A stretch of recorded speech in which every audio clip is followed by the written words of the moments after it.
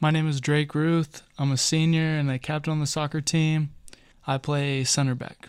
I believe I started playing soccer when my parents kind of signed me up for U8 or the lowest level recreation for little kids, their leagues. I believe our season started August 16th this year, and that was our preseason, so we kind of came in before everyone else was here at school. I know in the summer, before Coach Bombach retired, he just came up with a workout that kind of consisted of every other day, just different distances and times that we'd just go out and run on our own. And then Coach Grease came up with a strength and conditioning program that was kind of a weekly thing. Our practices typically run to two hours. I guess the soccer team kind of, Buenification Day every year, we all volunteer for that.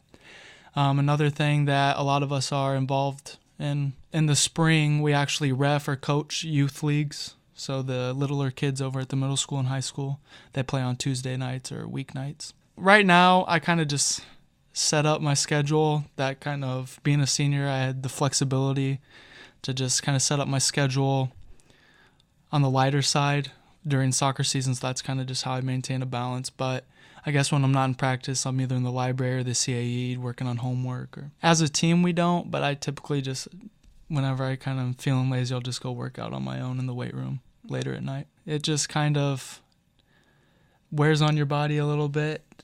It's a pretty big time commitment, so I guess being busy for 2 hours every night just kind of adds up on some weeks more than most. But the schedule looks like for home games, we usually play after the women's team, so we try to eat around 4:30 or whenever the serve opens. That is if our game's at like 7, 3 hours before.